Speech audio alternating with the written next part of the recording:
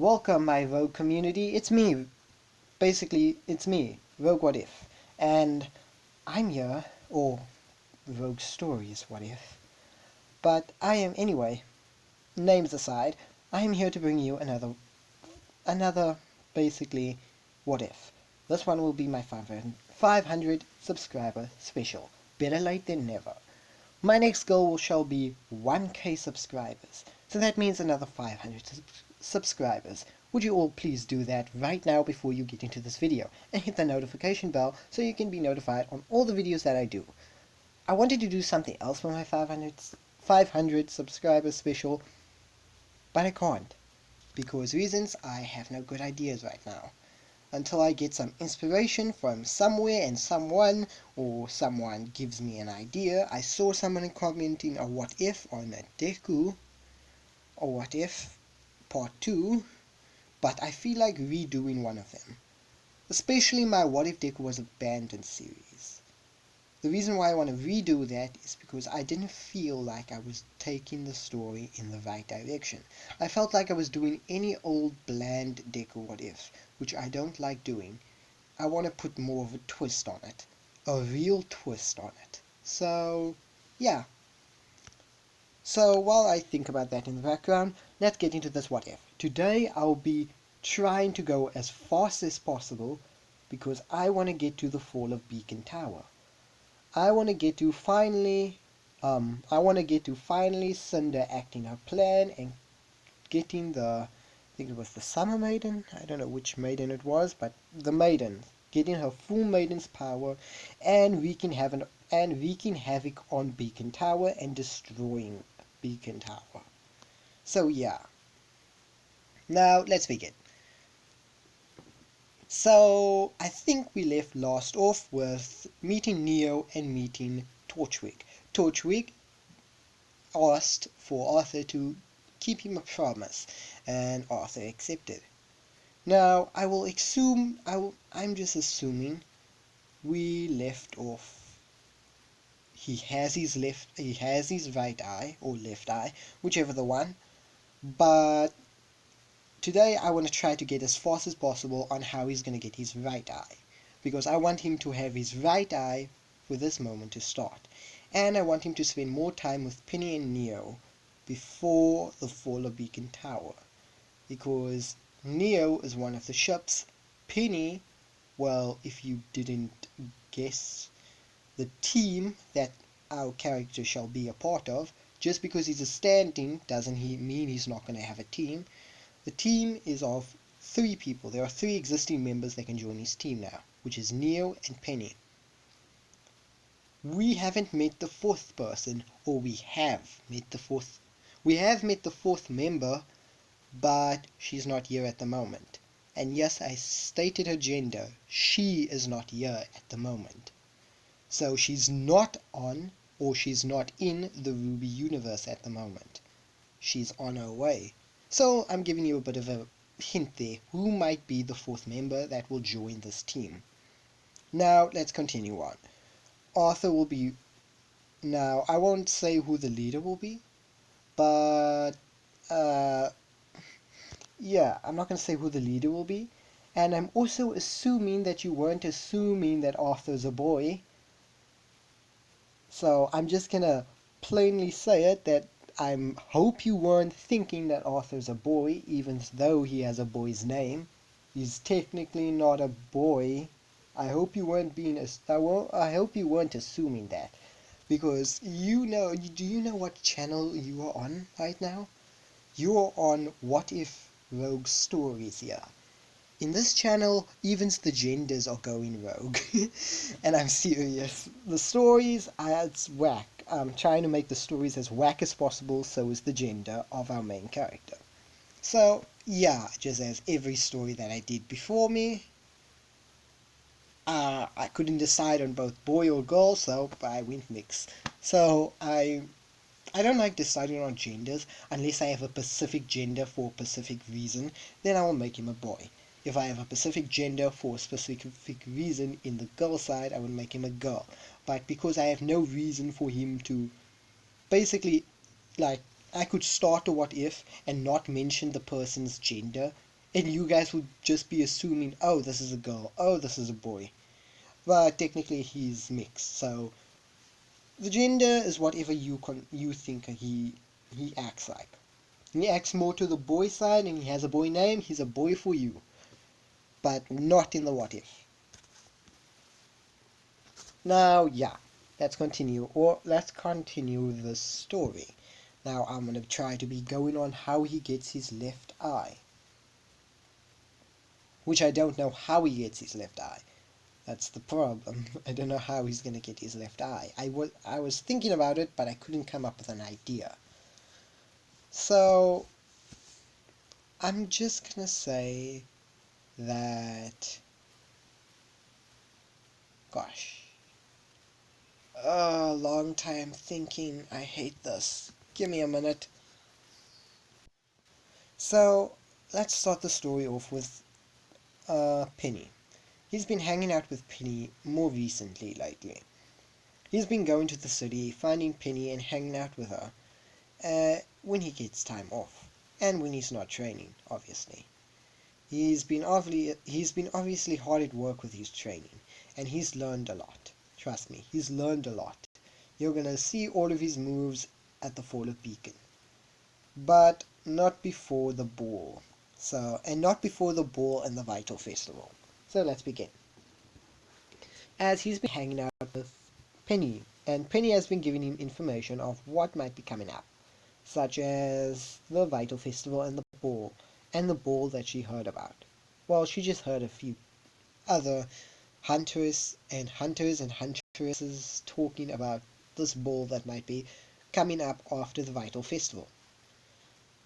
As he is thinking on this, as he says, it's interesting. I haven't been to a ball yet. Well, not that I can remember, but it could be interesting.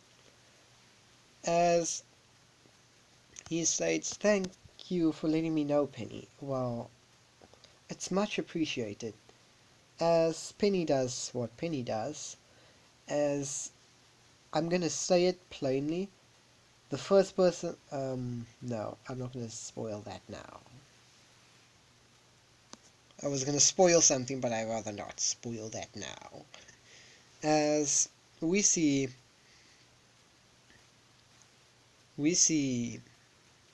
Arthur preparing for the ball. While he's preparing for the ball, which is like another 2 weeks out, he needs to get something for the occasion. So I didn't get any new pictures today, but I will find one while I'm doing this what if when I pause the video.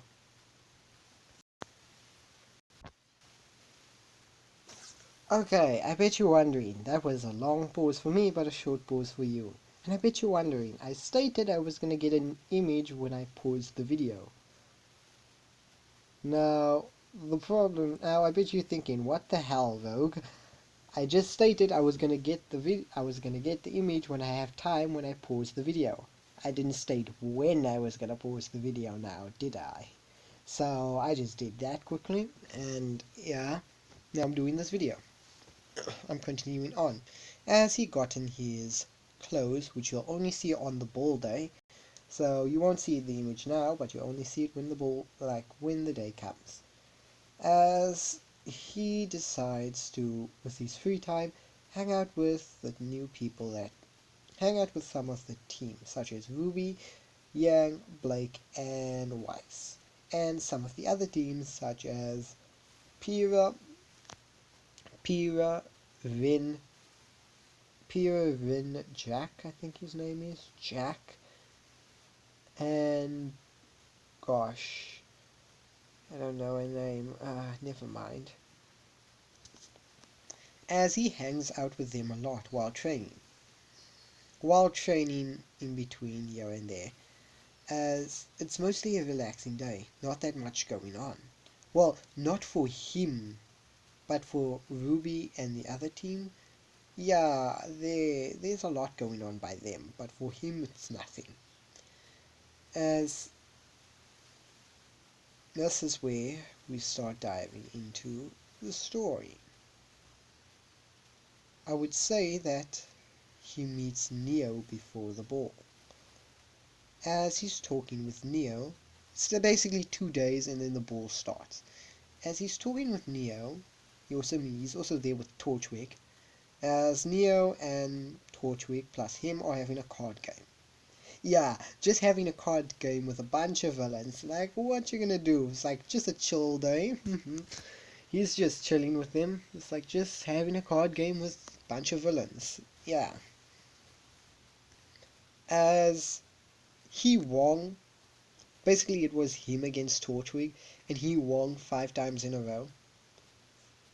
How did he win 5 times in a row? Four of those times, no, two of those times, it was skill. The other two was luck. The one was just pure coincidence. As Torchwick finally got 1 point, at least 1 point in this card game, I'm just gonna say they are busy playing Uno. Or sort of Uno. I don't know. Um, yeah, I guess they're playing Uno. As I don't know if they would have Uno in that day and era, but yeah, they're just playing Uno. So it's just chill day playing Uno. As he finally says, "Yes, I finally, I finally beat you." As he's like, you just got lucky." As Arthur states, as Torchwick says, "No, I finally beat you with my skill. Wanna go another round and test that skill out?" As Torchwick declines because he checks his watch and says, "Sorry, kid, but I'm gonna have to leave." So is me and Neo. As Neo, the amount of times she won is 8. So she won 3 against Arthur and the other 5 against Torchwick, which is sad, which is very, very sad, and shows the superiority in, I wouldn't say strategy, but it shows who's better at Uno. As he states, "Yeah, you're right, I gotta go too. So I'll see you two around." As he walks away, as Torchwick says, "Yeah, kid, I'll see you. You'll see us sooner than you think." As a few days, I would say one day, or I would say one day after, this is where Torchwick got captured by Osborn, and he didn't know about it. So yeah. Or I'd say that, you know what, make this even better. This is not 2 days before the ball. It's a few more days before the ball. Say now, like a half a week, like 5 days, or maybe like six days before the ball. So Torchwick got captured after that card game they had. As he said, like he was acting kind of weird, but Arthur didn't take note. As we see Arthur at school, as he's reading the news, as he sees on the newspaper, states that the imperious whatever villain Torchwick has been apprehended by authorities and is being interrogated. Gosh, I'm trying to think my words here. Interrogated for whatever. As he states, wait, they captured Torchwick? As he remembers his card game, as Torchwick was acting weird, like he was acting like they're gonna have, this is their last day. As he states that damn idiot, if he was gonna get apprehended by the authorities, he could have at least told me. As it's actually middle of the night. I wouldn't say it's day, it's middle of the night. As our iconic Arthur goes out for a little bit of a walk. For them, for what everyone thinks is a walk, for him it's something else. As he walks into town, it's dark as he sees Neo. Well, how did he find Neo? He picked up a scent, so he just followed the scent all the way back to where Neo was. So, the nose knows, so he can pick up scent. As he's hanging out with Neo for a while, as Neo is pissed, very pissed. She wants to go up there and free him herself, but she knows she can't, because she knows what's gonna happen. It's just Arthur doesn't. Yeah. No, I'm not gonna explain the interaction between Arthur and Neo, because I have to come up with this long story and this long speech list, and I don't want to do that. I want to get to the fall of Beacon. So yeah, I'm gonna skip over that iconic scenes with Neo and Arthur. You can imagine what happens with Neo and Arthur. You can also imagine what would happen, but I'm gonna skip over that for now. As we get to the ball day. Now, Arthur doesn't have anyone to go with, so he's gonna go with nobody. I don't think Penny would be there either, so he's going alone, as he looks like an interesting picture choice. He's wearing white with a bit of blue. It matches perfectly, as he's hiding his demi-human side, which I told you he has a demi-human side, but he's hiding it perfectly, so he looks normal. Nothing odd about him. As he enters the ball and sees everyone. Ruby's team, yeah, Ruby's team, Team Jade. No, not Team Jade. Team Jade is from something else of Ruby. I don't know their names. Gosh. But no, Team Jade doesn't exist in this What If. Otherwise, I have to go through. Though I have to go with that story instead of the original Ruby story, which I don't want to go with. So yeah, Team Jade is not in this one. Um, the other team, the one with Pira. So their team is also there. He also sees some of the people he knows, and some friends as well, as he's hanging out with everybody. As we see the iconic scene with Ruby, as Ruby saw something that she wasn't supposed to, as that is after the dance, obviously. Now here's going to be a problem with Arthur. Arthur is not good with crowds. Or he's good with crowds, but the abilities he gains is not. So there's a bit of an offset with him. Now, as Arthur is in this crowd, I'm going to explain, or in this party with amongst all these people, I'm going to explain what is happening to him. Now first comes the dance iconic scenes that we see in Ruby. Or I would say, first comes the speech, as the talk between Pira and what's his name? Pira and Jack, as Jack, I think that's his name. I think that's his name. Made a bet that if there's nobody that went out with Pira, he would dress up as a girl. As he still made that bet here, and he's still gonna go with the bet, but we see some side effects on our character Arthur, as Arthur is feeling a bit lightheaded, a bit doozy and lightheaded. He's not drunk or anything, he suddenly starts feeling this way. The amount of people that is near him and the amount of emotion he's feeling from them is basically incredible, and this is a ball, so emotions are high. So he's just getting too much information at once. He's feeling way lightheaded, as he starts tripping over himself a bit, as he needs to lay down near the window, or get some fresh air, one of the two. As he tries to ignore the amount of emotions or information that he's gaining, because the side effects that he has, his ears, basically just his ears, he can hear anything, in a wide range, and any sharp movements, loud noises, he can hear from a far away. He can smell everyone. His smelling is incredible.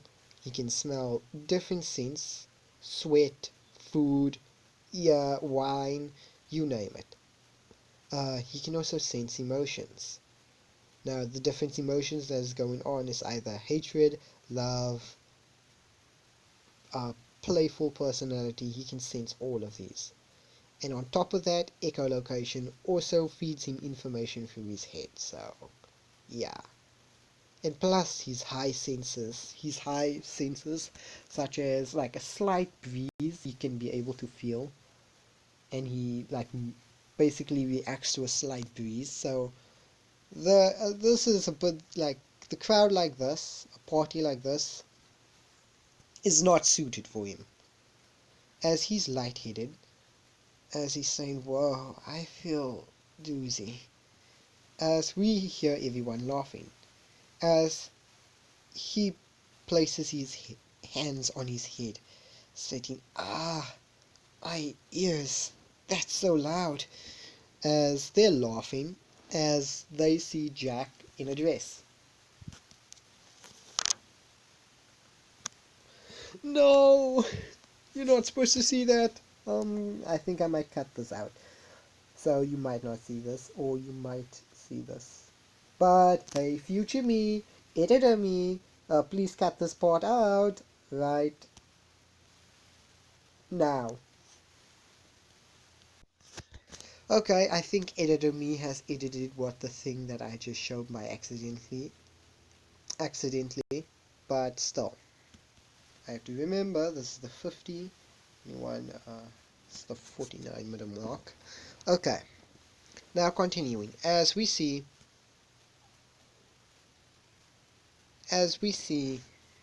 Jack in a dress, as they still do the dance party thing, as he's busy on the sidelines covering his ears and looking down, as he can't take the amount of pain or information that is going through his mind. It's a lot, and he is in pain. As his one eye gets how can I say it, pull, he forcefully opens his one eye. The one eye is blinding as this white energy appears around his eye. Think of it like sands, but just make it white and Herobrine like. So yeah, that's how the that's how it looks now. As he's in a lot of pain, as he can't take this amount of pain. As this is the time when Ruby discovered that little odd thing about Cinder. Somebody breaking into the network tower, hacking into Beacon Tower, and on top of that, like just messing things up until they were caught by Ruby. So yeah. As he walks out of the same direction where Ruby left, as he sees Ruby leave. As he states, "What the?" As he slowly and like shakily walks like is off going after Ruby, as he follows Ruby and sees her go up the tower for some apparent reason. As right now he is recovered from his pain, but it's still not going away. As his one eye is still open, or the other eye that he can't see in is still open. See through, still open. As he enters the elevator, just as no, before Ruby enters it, as Ruby comes across the cell tower and still meets Cinder, and still has that fight. But Cinder puts up more of a fight. As this is where I think Arthur comes in. As Arthur walks in with a very drunken like persona, as he sees Ruby.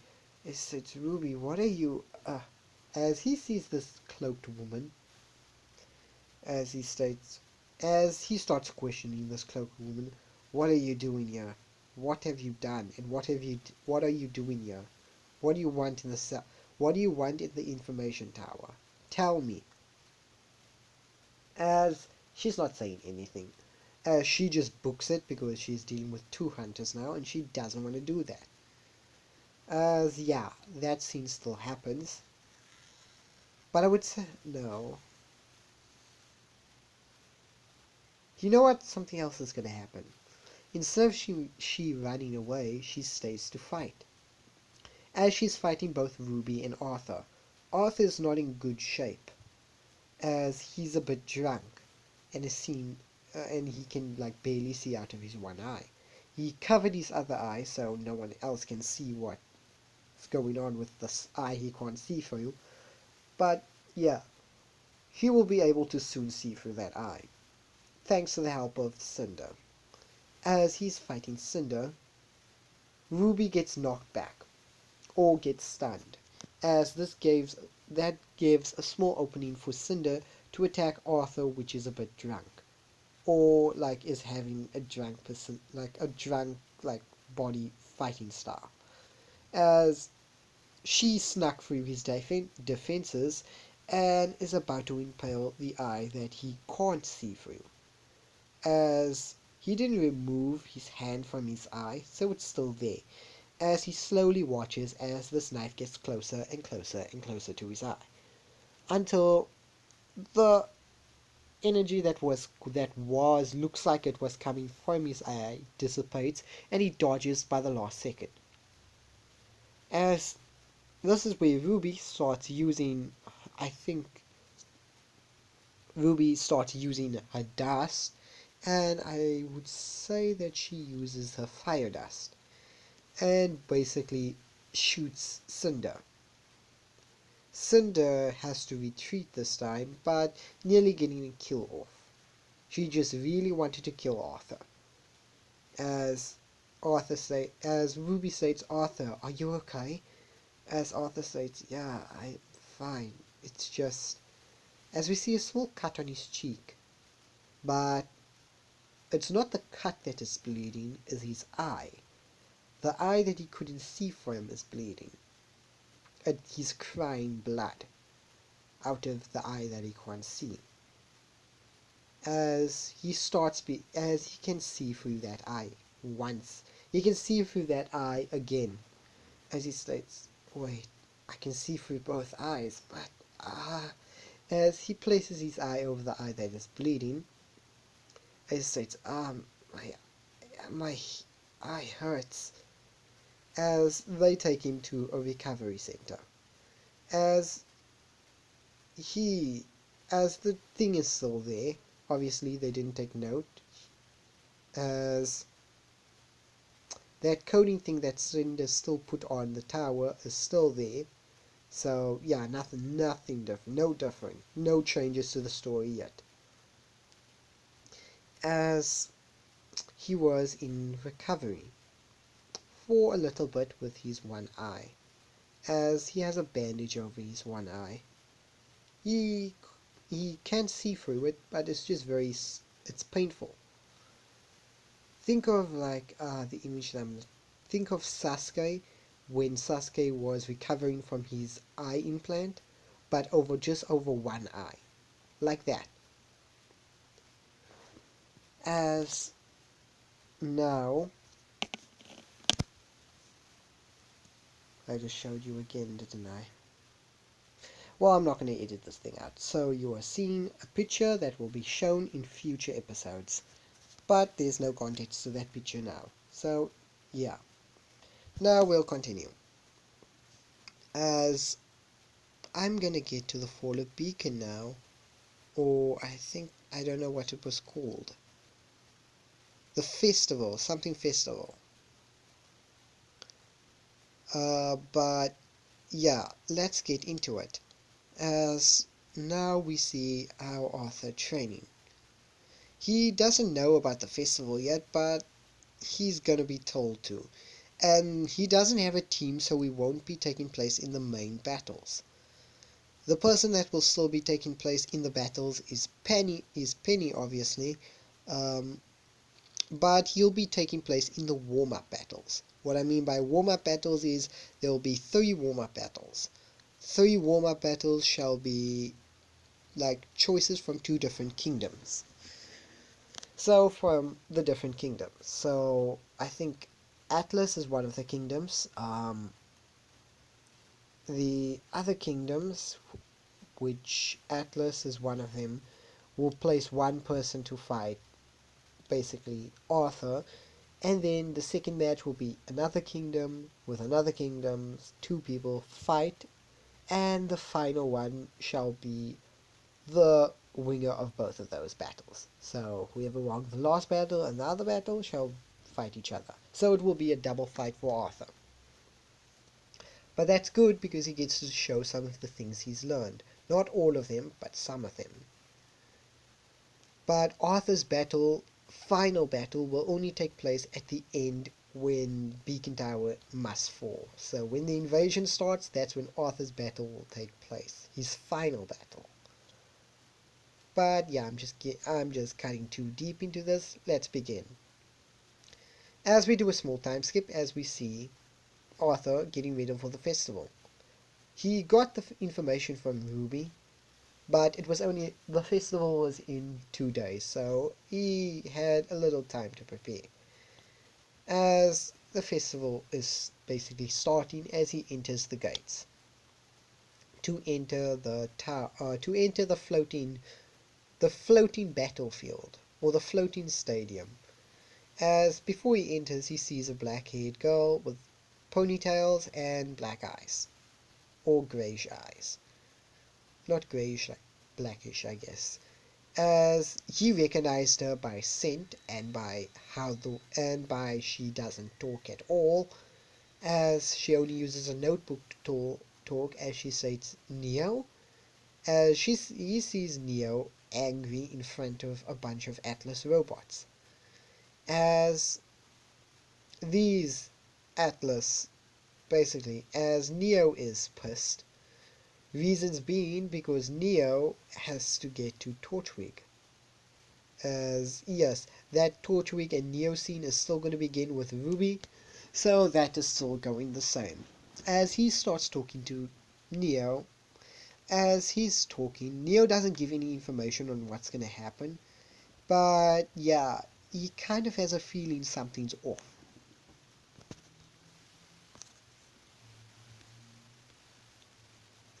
Especially with Neo here. He kind of gets that feeling, but he doesn't mind it. As we begin the battle.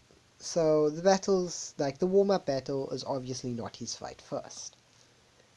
The fight that he's busy watching now of the warm-up battle is, I would say it's two girls. It's two hunter. It's two hunters. A no-name hunter and I'm guessing I need to think about this. Give me a minute. The hunter in general, I'm not going to give her name, but her semblance is able to control anything with a flow. Anything with a flow. As he's watching this fight between these two hunters, as he's impressed with the one that has the semblance. Her semblance is so versatile that she can basically do anything with it. What it looks like. She's not giving much about her semblance away. But yes, the next fight is him. The next fight after a few other fights is his fight. Well, yeah, he is a warm-up fight, so he's not technically the main fight that everybody should be taking note of, but it is entertaining for people. So yeah, as he's being put up against, I would say, a person that can... I don't know what semblance I should give this person. Let's just say this person has an absorption semblance. The more hits they take, the more stronger they get. But there is no backlash like getting angry or stuff, they just become very slow. As we see Arthur enter the stage as well. As the field is both lava mixed, water mixed, lava, water, forest area, and I would say city, ruined cities, broken down buildings, ruined cities, yeah, like that. As that's the four stages that's been chosen. And also one of the, I don't think there's a main stage they can fight on, but the main platforms there are blocks. As he states, a lot of place to move maneuvers from, and a lot of dangerous biomes that I have gotten. But this should make for an interesting fight. Okay, a little bit of thinking, and I know how the match is going to begin. The first battle. Let's start. The first battle is against a hulking giant, which is which is a sir. Now, what I mean is his semblance of allows him to absorb damage and redirect it to their opponent. So that means any damage he takes, he can just send back twice as he can just send it back. But the difference is he cannot double any strength and he cannot store any power. So if he gets hit once, he has to immediately send it back. His weapon is a hammer. Hammer mixed with I don't know what. Hammer mixed. Gosh, I'm thinking now. It's a hammer mixed in with something else. Sorry about that, guys. I'm gonna need to pause for a quick minute. Sorry about that, guys. I keep on pausing. I just moved locations. Um, yeah, let's continue. Now, the weapon, I think I got his weapon now. It's a long range. It's basically, he's mostly focused on close range combat. Every hunter is focused on close range combat, but he's focused on absorption attacks and close range combat, mixed in with his hammer. He has a hammer as a weapon, and he's close range, and he has a close range, long range weapon, which is a shotgun. So yeah, he's gonna do a lot of he's gonna do a lot of damage close range, and he's gonna make everybody that tries to face him close range regret that decision. As Arthur can tell that this person's focused on close range, and if you want to go toe to toe with this person, you're gonna die, or you're gonna lose very, very painfully. Now, as Arthur is testing this person's close range capabilities, such as like moving on his scooter at pretty impressive speeds, fast enough to avoid the hits, dodge them, and also like jump over, dodge them, and give a few strikes. See how durable he is. And he's seen that he absorbs attacks, but doesn't double them. While he's been testing his opponent's strength, he didn't realize that his opponent was testing him as well. As without him knowing, he gets clocked over the chest by a hammer. Without him realizing, he gets clocked over the chest by a hammer and sent all the way to the lava, all the way to, I would say, the tree side of the pit. He was on the lava side of the pit. He was on the lava side biome, and he gets clocked all over with the hammer, all the way to, I would say, the ruins, the city ruins. As he lands, his aura drops down nearly to the red, but by the yellow. As he nearly got taken out by one shot. As her aura gauge is still full. As he states, that hurt. Okay, close range against her is a mistake. As he stands up very, very painfully. As he's thinking, I don't, damn, how can a person hit that hard? This guy is built to run down walls, and he's built to be a wall. So, as he stands up, very shakily, shakes off the pain as he gets back to it. As he looks down at his skateboard. And just quick note, guys, nobody else instead of Ruby's team, Penny and Osborne know that he has a different transformation for that skateboard. That skateboard is not its final form. It has an axe form, it has a long range form. They know this, but no one else knows this. So it's gonna be a surprise when he whoops that weapon out. Now, also, he doesn't use it a lot. He only uses it when he wants to go toe to toe close range. But he feel like he wants to take it out now because he's dealing with a heavy close range person. But he doesn't want to until like last battle, when his final battle comes. But it looks like he's gonna have to. As he's busy fighting, he's still like fighting. He's doing the same strategy and he's getting like very, very lucky at dodging. It's just luck that is on his side right now. As he decides to switch up his plan. As he jumps off his skateboard and just rushes straight in. A full aim frontal assault. As this guy transforms his weapon into a shotgun and aims it right at him. As he's like, oh, oh, I am toast. As he dodges, it was a lucky dodge, as he dodges barely, nearly getting nicked by some of the shotgun spray bullets, as he's now dodging left, right, ducking under. As this person is quite acrobatic for being that strong, and it's not that fast actually. Her fighting, like her punches and her swings, are very fast. They move at they're like instantaneously, and but her running speed is like slow. But her acrobatic skills are quite high. So she's very acrobatic for some reason. As this person now, Arthur. I don't know what name I was gonna say there. Oh yeah, that's the old name. No, as Arthur starts basically attacking at weak points, as behind the legs, near the neck, by the wrists, trying to, how can I say, attack at weak points, but that's only making us stronger. As he said, screw it, I have no choice. As we see Arthur in this situation where he's in the ruined biome, about to get clocked by the hammer once again. As he moves his skateboard in front of him, but he knows he's gonna get clocked very hard and he's gonna get sent across this entire arena. And he's gonna be eliminated in one shot, and his aura is right now in the yellow. So he has to do something. As he starts morphing his weapon, as his weapon unravels itself from a skateboard to an axe, as he blocks it head first. Bam! All you see is a small wind gust blow out of the basically clash, as we see Arthur with his axe.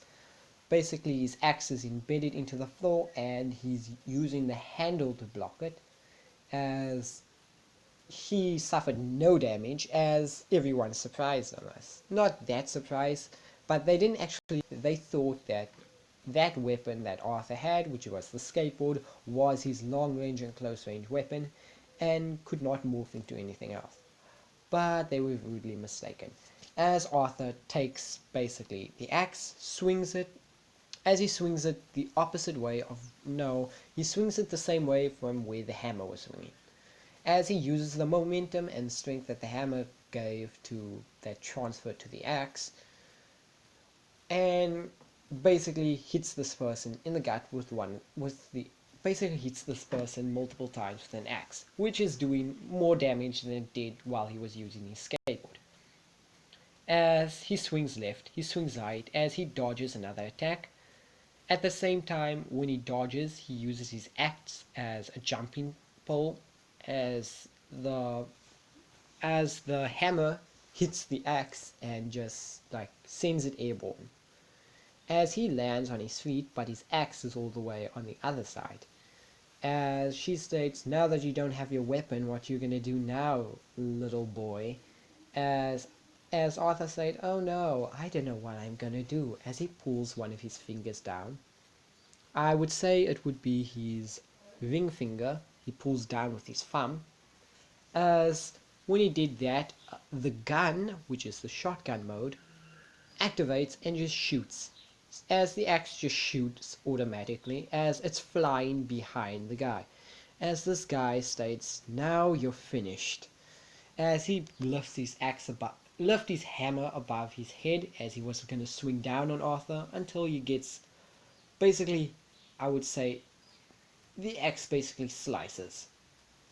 All you see is this black screen with a white screen with the black outlining of them as the axe just goes past this guy, and you see this guy's aura drop down very, very quickly to the yellow. It's halfway right now as he catches the axe, swings it with the same momentum, and clocks him in the face with the axe. as it goes down even further, as with that same momentum, he keeps on swinging, swinging, swinging, swinging, until he morphs it into his shotgun mode and states bye-bye as he shoots again. As he didn't use his semblance, he didn't need to use his semblance in this one. Well, he wanted to, but he's saving that. But he has revealed that his skateboard is more than what it seems. As, yeah, that's his fight. Not that interesting, really. Yeah, I better make quick on this one. As the rest of the fights go on, I would say Yang's fights still go, yeah, Ruby's fights still go on as the same. The next fight would be Yang. I don't know. Yang's fight is not up next. No, Yang's fight did come, as everybody was shocked what Yang did. Broke Silver's leg. That's what I think Yang did. As, yeah, this is just fishy business all over again. As now it's to lighten the mood, the final battle of the warm-up. As it's the girl that has the semblance that's able to like make things flow, but yeah, that has multiple thing abilities versus yes,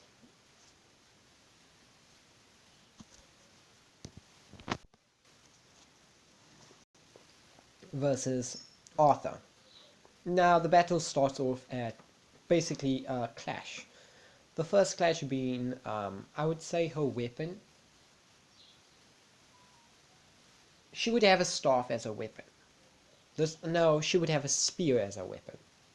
And then a spear would be able to morph into a long range weapon, but she wouldn't be need no a club. She would have a golden club with a ruby slash like a ruby in the like a green ruby. It's a long club, as that's the close range weapon, and the far range weapon I think would be. Gosh, I'm thinking now. Um, I don't know what the long range weapon would be, but yeah, I'm just gonna say that's her weapon for now. A club. As she uses this club like Mordor, no, not Mordor, what's his name from Lord of the Rings guy, the no, not Sauron. Um he basically is that evil guy that comes from the eye on Lord of the Rings. I cannot think of his name, but he uses it like she uses it like he does. She is also another close range person, but she's quick. She's fast, she's strong, and she moves instantaneously. And her over like pool is very big, so it's gonna take a while for you to knock her down. She's also very resistant, damage resistant, so yeah, also another thing why it's gonna take a while for you to defeat her. As Arthur has been on his toes this entire match, as he already morphed his skateboard into his axe form, as he's busy fighting with his axe form. As Club meets Pickaxe, as they both clash with a massive gust blowing everywhere. I would say the arena is just blocks, so they can gravity block, so they can jump, use gravity on their side, yeah, all that stuff. As they start basically fighting, as the clash is very very equal for now, as we see this girl use her semblance, but not on any of the environment on Arthur, as Arthur starts coughing up blood, as he states, what the, as he starts fading in and out of consciousness, as he's always gone down a hell of a lot, as he's healing up quickly, very very quickly. His aura is going back up. It's still in the yellow, but it's going back up fast, as he had to dodge another strike from her, as he is being pursued now by water, as water is busy chasing him, so is air. He doesn't know where these wind slashes and why this water keeps on attacking him. He's just being pursued by them, as he's avoiding this, I would say, this slice of air from like an air attack, as he jumps up to avoid the water from basically engulfing him, as he squirts up more blood. As his aura is constantly in the yellow, as it nearly hits red, it just nearly hits red constantly, as it's always in the yellow, as he's having a rough time. As this axe is just making him slower because he's holding around an axe. As we see he's running. As this fight continues, he swings his axe as he hits the ground. As when he hits the ground, he pulls back a lever. As you can see a bullet come out, an empty one, as he reloads another one and just pulls the trigger and fires. The bullet stops and redirects itself to a different location, as yeah, she does that as well. If she is able to manipulate anything that flows, water can flow, blood can flow, and on top of that, wind can flow. So anything that flows, she can just redirect bullets like away from her as she's walking towards Arthur. As Arthur states, wow, I guess I have to start using my semblances and other abilities now. I was limiting myself to only using my weapons, but I didn't expect the hunters from the different academies to be this strong. As he pulls out his, I would say he would pull out a kunai. Yeah, kunai. What they don't know what the weapon is, but he pulls it out of his axe, so it's still part of his weapon. As this first thing has a tag, as he like it's two tags attached to each other, as he puts one on his axe and puts the other on the kunai. As he throws it, as she manipulates it to go past her. Big mistake as he disappears in a yellow flash. That was the flying rising that he just started learning. He's not proficient in it, but he just started learning it. He's learned how to he's learned how to do it constantly without taking any like chakra at all. He's learned that, but he still needs to learn other things to use it, like the Rasengan with the he still needs to implement different abilities with this thing. As he's swinging, as he teleports behind this girl and swings at her. She immediately brings up a club to block the axe from hitting her face or any of her body, because the axe is also like frontal heavy, so yeah, bit of a slide as well.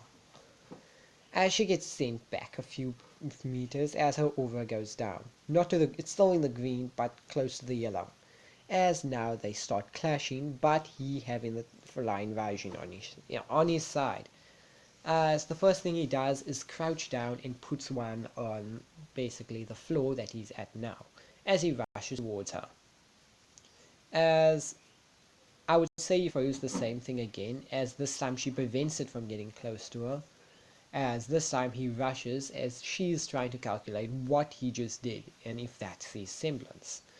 As he's swinging left, right, as he lets go of his axe and pulls one piece of the axe out. As this piece is a sword, as he pulls it out and basically unravels a rifle, I guess. No, this would be the sword. No, this would be the small pickaxe. So when he pulls out something, he would pull out the gun that would he would pull out a stick that would morph into a pickaxe. A small version of it. Very small, a handheld one. As he would hook the club with his one hand that had the pickaxe and pull another gun out which had, I would say this would be the sword, as he would basically move past her and cut her aura shield, and he would slide the blade on her. As this it would slide on her aura skin or shield, as it would slowly go to the yellow and halfway to the red, as he turns around and cuts her with both of the axes that he has with him. As he cuts her, he pulls one of his fingers the same way he did again, as the pickaxe shoots towards him. As she gets hit front and center with the pickaxe, as while it moves past him, he basically lets go of the two gun weapons, catches the big one, big pickaxe, the original one, and swings it back at her. As now Aura is close to the red. As now he just needs one more attack, which basically he placed the seal on the floor, exactly where he placed the seal on the floor. As he jumps, does a backflip, as he looks like he's going to hit the ground with the pickaxe, as he disappears, teleports behind her, and just basically clocks her with the pickaxe. As a massive crater forms, as he accesses some of his hidden strength that I was talking about, and a massive crater forms, as her aura drops to the red. As he wings,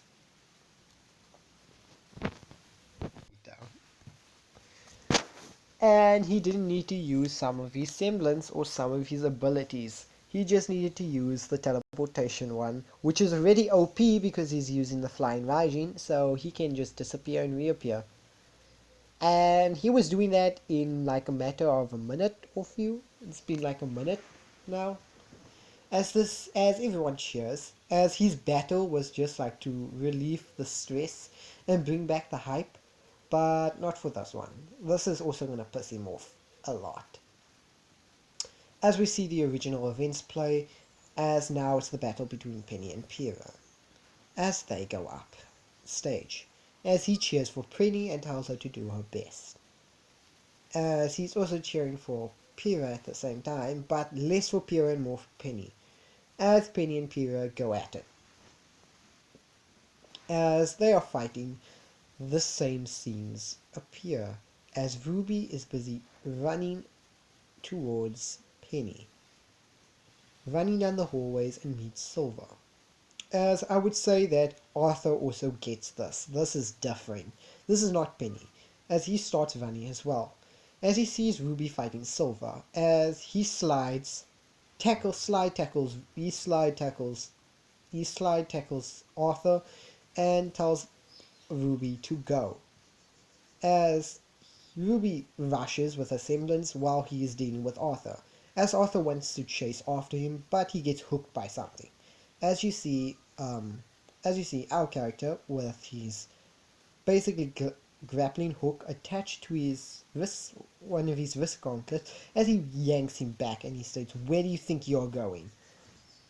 As now he's having a basically a kicking battle with Silver. As Silver and him are basically kicking it out right now. As they are busy fighting, Ruby quickly makes it, but doesn't make it in time. As we see, Penny still gets torn apart as the same thing goes. As we see in the background while Ruby's crying, Silver gets sent flying. As we see Arthur running towards to see what happened. Did Ruby save Penny? As he sees Penny, his best friend, the one that he met, the person that he thought that he considered a best friend, lying on the floor in pieces. As he watches in horror, as he states, "Penny," as he sees Ruby crying, as he's shaking. He's not shaking like out of fear, but he's shaking out of anger. He's containing his anger. He doesn't want to just go berserk now.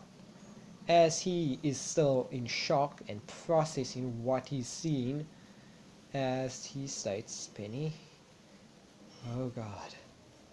As he walks slowly, as he's shaking at the same time, as he's always in his head is like, "No, no, no, no, no, no, no.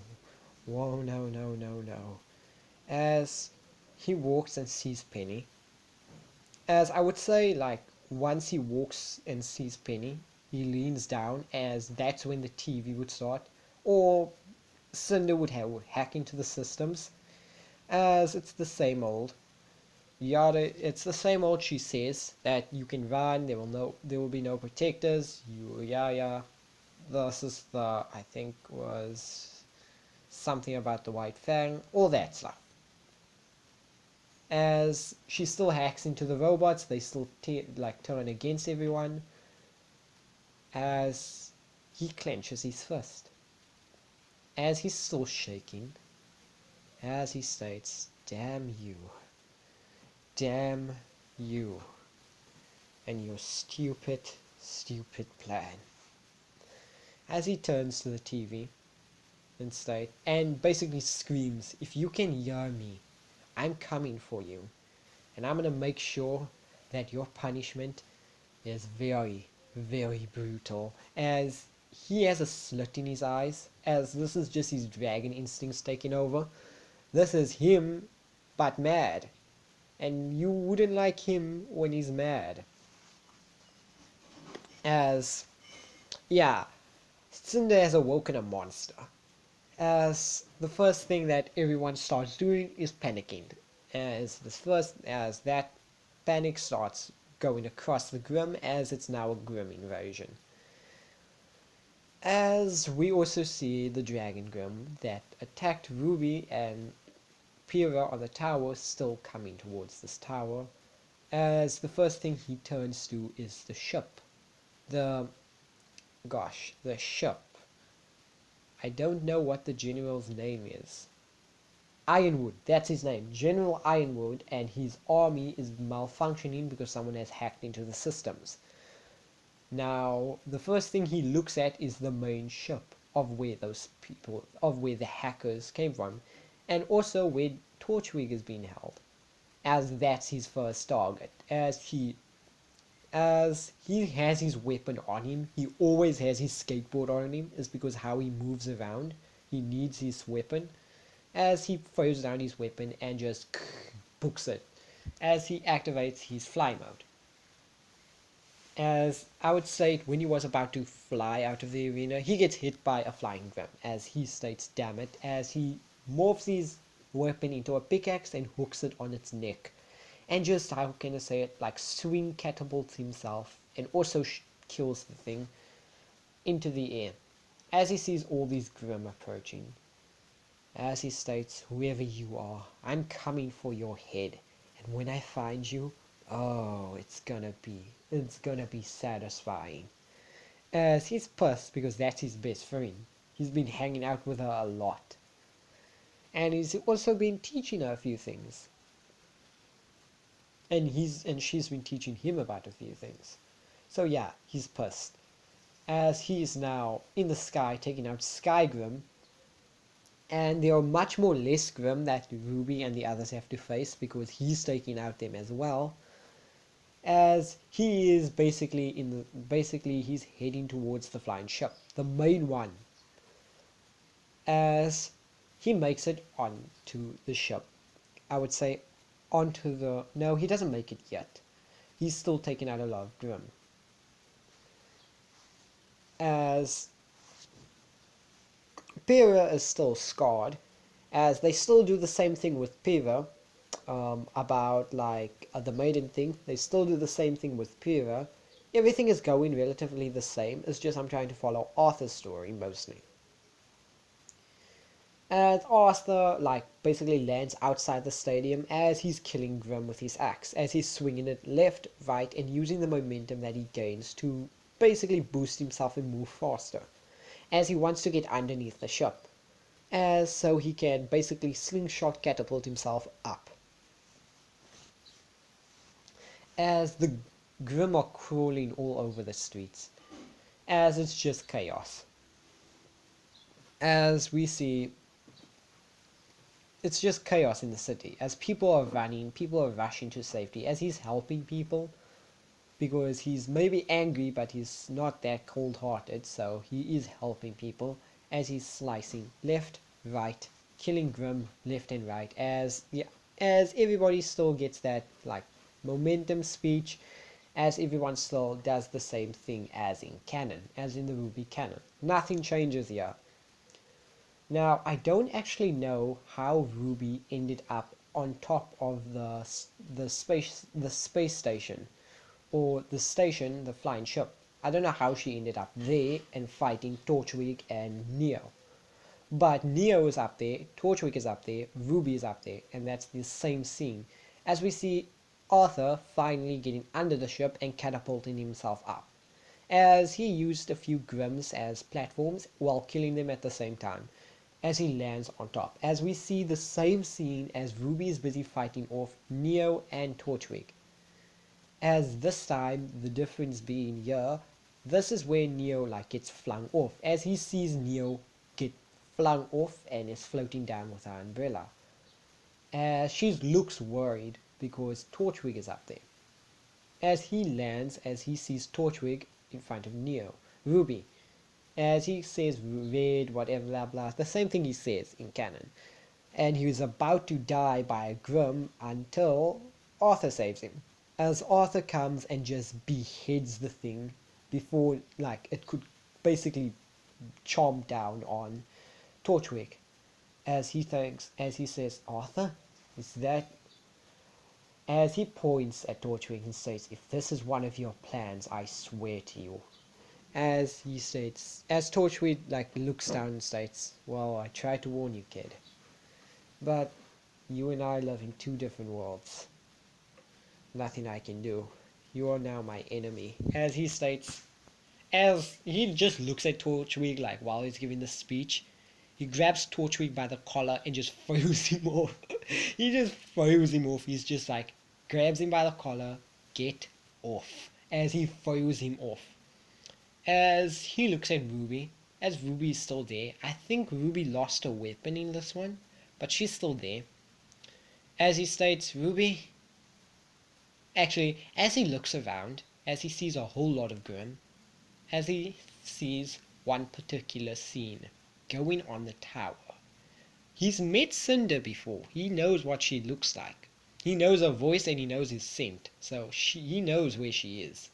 As he sees her fighting Pyrrha on top of the tower, as he gets an idea, as he gives a menacing grin. This grin's so scary it even freaks out Ruby as he states, Arthur, are you okay? Ruby, I suggest you buckle in, because I'm taking this ship for a ride. As he takes his weapon as well with him. As this time he's gonna go ham now.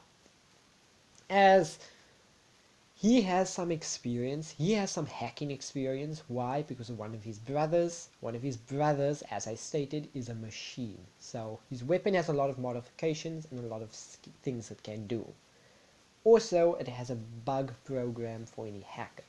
So if a hacker has hacked into a device, he can use the bug program to re-hack into the device and gain control. As he does that, as he links his weapon to the terminal, as it's now he regains the ship. But he doesn't gain control of the entire army, he just gains control of the ship. That's all he wanted. As now he's like he has his axe with him still. He like detached it and now he's like signals connected with the terminal. As he's controlling the ship with his hand, the way he does it with his axe. But instead of pulling fingers, he's like moving his hands to show which way the thing is going. As he's busy flying with this thing, as you see this ship turn around, as it's doing a sharp turn. This thing is drifting in the sky. As everyone sees the ship, as General Ironwood's like, what are they doing with my ship? As he is just out in the front there. As he knows where Cinder is, but he's not going to worry about Cinder now because Pyrrha is dealing with her. He's worried about he can sense something's coming. He's worried about the thing that is coming. As his senses go wild. Like, yeah, it's like going wild now. As he looks to a certain position, as we see a dragon. That's the same dragon that attacked the tower. As Ruby's still on the ship, as we see, he smiles and states, "Oh, you better run." As he states, as he looks at this flying lizard, as he states, "Oh, this flying lizard thinks he's king of the skies now." As he turns the ship, as this thing is going full speed, as he states, "Well, let's see about that." As he rams the thing, it was about to land on the tower, As we see Pyrrha and Cinder's fight, as they are fighting, as Pyrrha was about to brace for impact because there was a dragon coming their way, as Cinder was just smiling until she stopped smiling because the thing got just hit by a goddamn ship, and he didn't know it, and she didn't know where it came from. As she just stopped smiling, be like, "What?" As he's controlling the ship, as he takes his pickaxe in, like, pushes it down into the dragon's one arm that's on the ship, like equips his gauntlets, and now is just beating this dragon's like face in, as he's just left punch, right punch, left punch, constantly up down, kick, backflip, left punch, right punch, backflip, left punch, just constantly same thing over and over and over, until he turns the ship towards where he sees Pyrrha's fight. As Pyrrha is having a hard time fighting Cinder, as he states, "Oh, Cinder, I told you you were gonna pay. And I didn't lie," as he takes out his axe, as this thing is still alive, as he rams the ship with the dragon attached to it into the tower where Pyrrha and both Cinder is. Ruby is still on this thing, so Ruby goes flying with everything else. And him, as he jumps off, as when the dust settles, he's still in the sky, as he punches Cinder, as Cinder just gets sent back, as she's like, you you little, as she's looking like behind her, as he's behind her, as he pulls his finger, as his axe is in his skateboard form now, as it boosts towards his location, as it's behind Cinder, as Cinder's focuses on the three of them, as like, "You little, I'm gonna kill each and every one," as it demorphs and just sing, cuts off Cinder's arm, and that's how Cinder lost her arm in this version. As Cinder's arm gets cut off, as he catches the axe again and states, "What were you saying?" as he morphs it into the hammer form, and just sends her flying towards where the corpse of the dragon was. Bam! Corpse of the dragon gets flung all the way to the surface and just disappears before it hits the floor, as she is in very much pain. As Pyrrha is now alive, because the moment that Pyrrha was like gonna die, our boy Arthur here saved Pyrrha by ramming the ship with the dragon into Cinder and their battle, and cutting off Cinder's arm in return. So yeah, that's just payback. As the ship is now falling, as it's gonna fall down to the bottom floor, as at the same time Cinder gets up and says, "Why, you, you little," as he shoots her once again, as he morphs it into his sniper and just shoots her. That's just like a payback. First he cuts off his arm, first he cuts off Cinder's arm, and then or I wouldn't say shoot her. I would say he demorphs it he demorphs his hammer form into his axe, swings it again, and then cuts her one eye. As that's how she lost both her eyes and her axe, because of Arthur, not because of Ruby.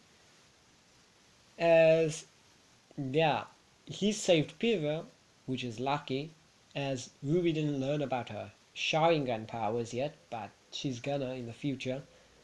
As, yeah, that just happened.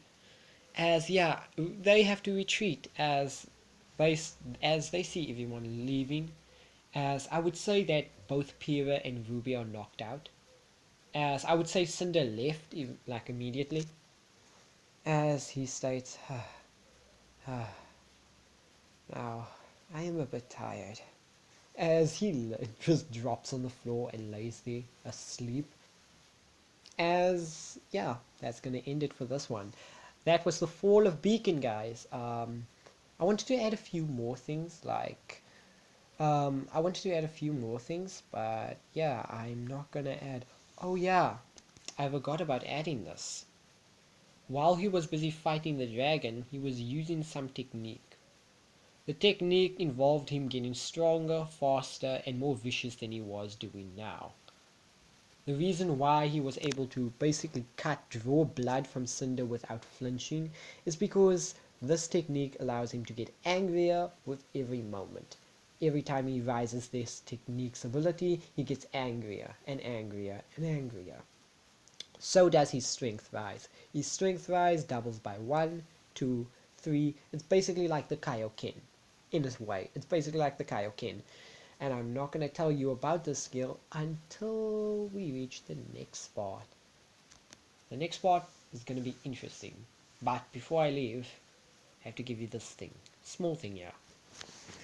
As we see, he passes out, obviously. As we zoom out of this planet, we zoom out of the Ruby universe as we see somebody very close to the Ruby universe. It's a girl. Black hair.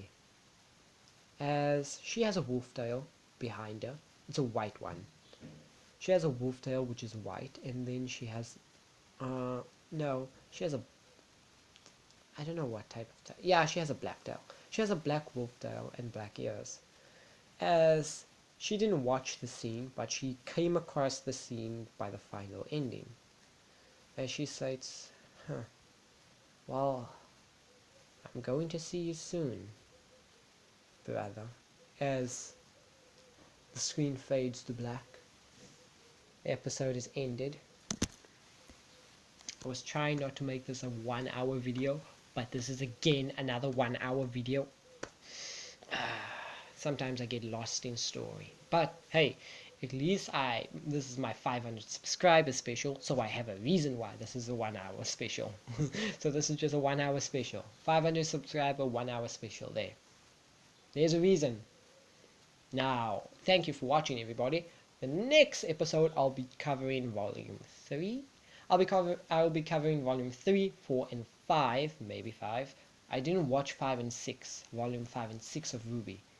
I only watched volume 3, 4, and then I stopped at 5. I didn't watch 6. I restarted watching Ruby at 7 and 8. And I'm waiting for volume 9. So yeah. Now I'm gonna stop the Ruby what if here. I'm gonna put the Ruby on what if on pause and catch up some of my other episodes or some of my other what ifs that I'm doing right now, such as the Abandoned series. I'll be redoing. What if Deku was abandoned? I'll be redoing this. Reasons being, it's a plain what if Deku was abandoned. It's simple. Deku has an ultimate ability. He was abandoned by his parents. It's simple. But I want it to be something more. So yeah, like I say, I'll be redoing a lot of my videos now, and if I come up with a new idea, then I will post it, and then I'll get that story to a certain point and then leave it off. But that was a cliffhanger for you, because yeah, and I think you can put the puzzle together on how the story might go. So peace everybody, and bye.